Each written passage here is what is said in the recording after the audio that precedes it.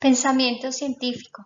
Antes de iniciar con los componentes básicos, quiero que sepamos que este pensamiento permite al individuo ser persona creativa, con ideas por desarrollar, identifican problemas y las resuelven con facilidad.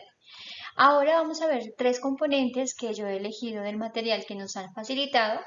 Primero, desarrolla capacidades cognitivas. ¿Cuáles? La conceptualización, la comprensión, el análisis, la síntesis, la aplicación, la evaluación y la creación.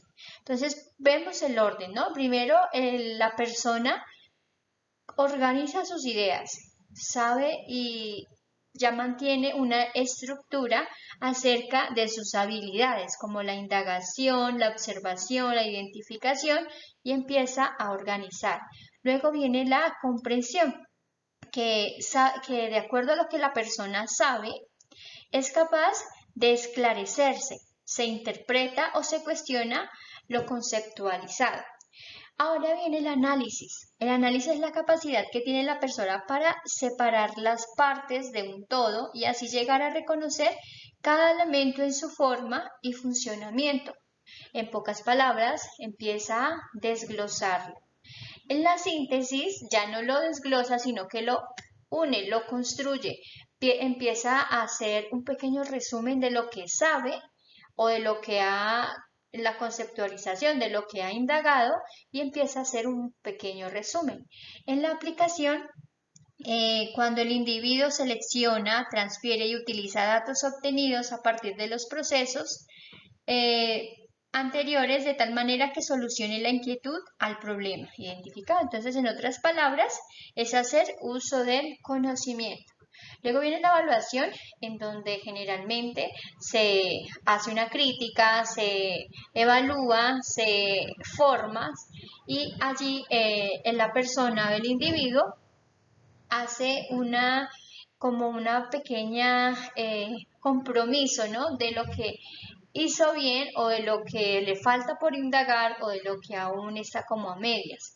Y ahora viene lo último que ya resume todo, ¿no? La creación, a partir de una conceptualización, a partir de lo que comprende, a partir de lo que desglosa, a partir de lo que construye, a partir de lo que aplica, a partir de lo que se evalúa, la persona crea sus ideas. Ya no va a ver el modelo del internet, del libro que leyó, sino que ya empieza a crear.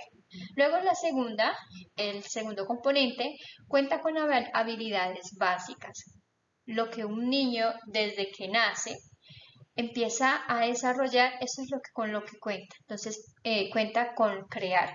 El niño, y lo vemos desde cuando es bebé, empieza a crear, ¿cierto? A crear hábitos, a crear, por ejemplo, ya por medio de sus llantos ya está llamando, empieza a crear relaciones. Después, cuando lo vemos más grandecito, diseña. Él diseña, aunque no estudió ni nada, ni está estudiando, él diseña, por ejemplo, coge su muñequita, le pone su vestidito, empieza a diseñar o construye edificios o construye o desarma un carro, lo arma, ya empieza a diseñar. Luego empieza a construir. ¿Qué construye? Construye lo que tiene en sus manos. Si tiene un lápiz y se le partió, él trata de pegarlo, pero empieza a construir a partir de sus ideas. Empieza a construir un carro que se le dañó, construye tal vez el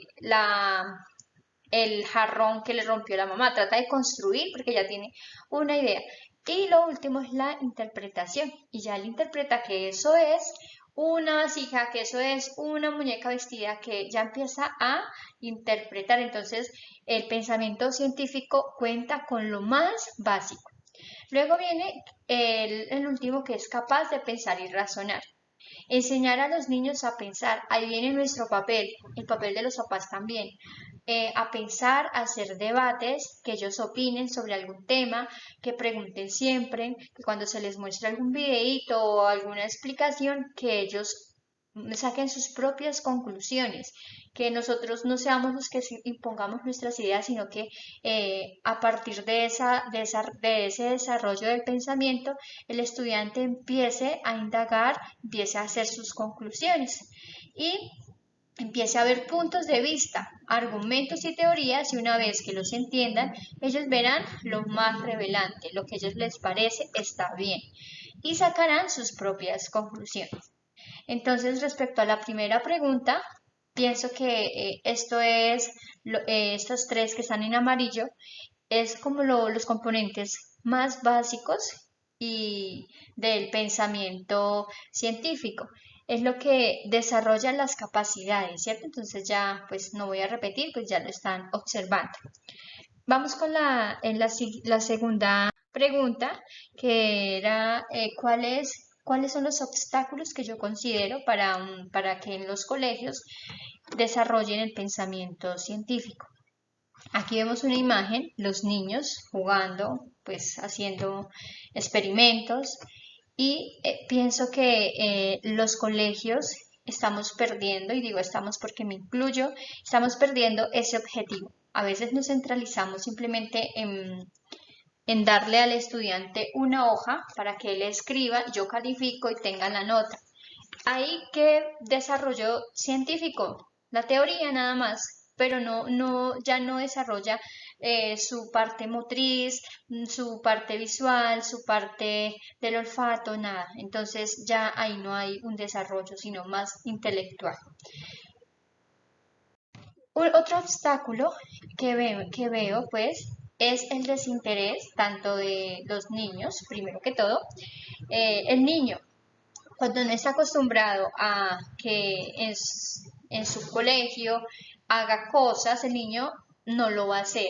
Si le ponemos a hacer un crucigrama, por decir, él no lo va a hacer porque no ha desarrollado su pensamiento crítico. Por eso es importante formar desde pequeños ese pensamiento crítico científico. Vemos aquí en la parte de este niño que tiene en sus manos eh, bueno, un aparato, ¿no? De los que usan en los laboratorios, el desinterés, no quiero hacer esto o me parece aburrido. Bueno, ya vemos como una resistencia. En cambio, la otra niña pues ya está experimentando, ya le gusta, ya se le ve una sonrisa, como que ya puede decir, a mí me gusta esto, yo soy capaz de hacerlo, ¿cierto? Entonces ya estamos desarrollando un pensamiento científico. Esa sería la segunda obstáculo que yo veo en los colegios. Segundo, los profesores. Los profesores juegan un papel muy importante. En este caso vemos ahí a un señor, a un profesor que está ya experimentando, ¿no? Si yo voy a enseñarles a un niño a tener, por decir, un criterio, yo soy el primero que voy a tener ese criterio.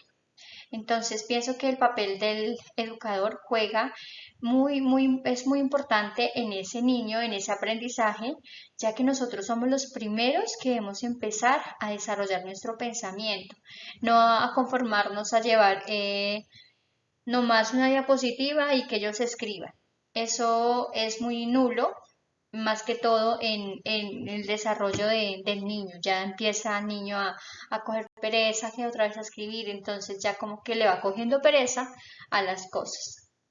Y por último, y lo más importante, pienso, el niño desde pequeño debe formarse desde su casa. No los maestros son los que forman. Obviamente tenemos casi 8 horas con ellos, pero el resto de horas se supone que están en casa. ¿Qué pasa?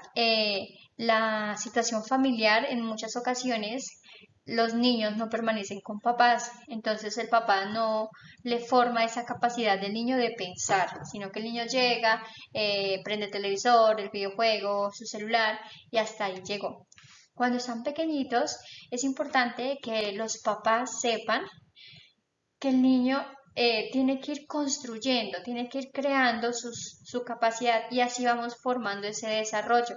Ejemplo, cuando tiene el añito que está molestando, que generalmente le pasan un celular para que el niño juegue, pero ya, entonces no, como que no hay más, no va más allá. Cuando ya empieza a tener su propia conciencia, que ya no quiere hacer nada, pues entonces ahí vemos el problema. Es importante ponerle a los niños a que construyan con legos, que desarmen un carro, que lo vuelvan a armar, que le quiten la cabeza a la muñeca, que se la pongan, que vayan afuera, que toquen las plantas, que sepan que vean la realidad del mundo, que vean noticias. Entonces, eso es importante para un desarrollo científico en la educación de los niños y de los jóvenes.